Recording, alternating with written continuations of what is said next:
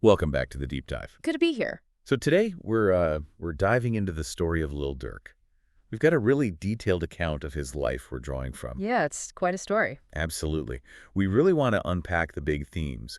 Growing up in Inglewood, Chicago, the street life involvement, finding huge success in music. But also those constant challenges, the tragedies that seem linked to his past, it never fully leaves him. Exactly.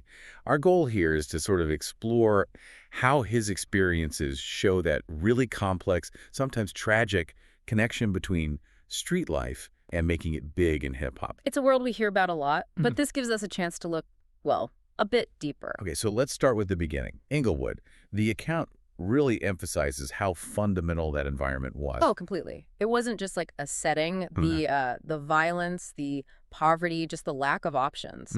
Those weren't just background noise. They actively shaped his youth. Right. And the account mentions his involvement with gangs as a teenager. Yeah, and it frames it less as a choice made in a vacuum and more as, a consequence of those surroundings. Almost inevitable for some kids there. It really puts it in perspective. And then there's this pivot to music.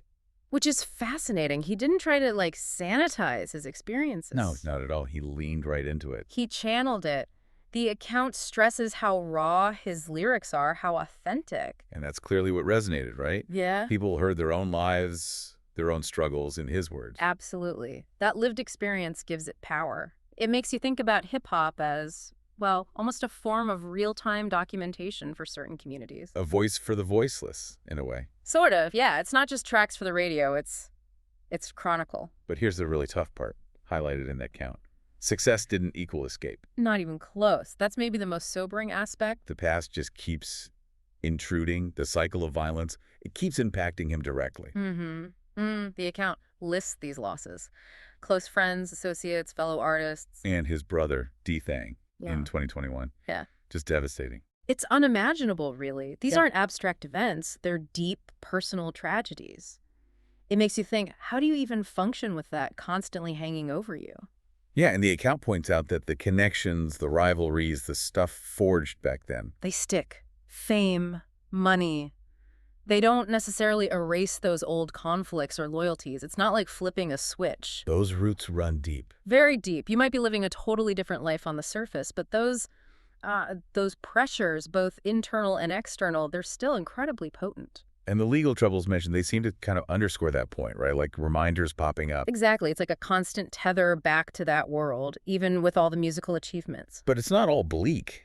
The account does note his efforts to, give back. Right. His community work, talking about wanting better for the next generation. It shows an awareness, maybe a desire to break that cycle, even while he's still caught up in it himself. Yeah, it adds another layer of complexity to the whole picture. So putting it all together, looking at Durk through this account, his music feels like more than just entertainment. Definitely. It feels like a testament, a documentation of a life that involves incredible pain and loss alongside the success. A reflection of a specific harsh reality. Precisely. And I think the main takeaway is just how profoundly street life can impact someone long after they've seemingly made it out. Success doesn't scrub the past clean. Not at all. It makes you really question the true cost of coming from that kind of environment and the challenges of ever fully moving beyond it. Which brings us to a final thought for you, listening.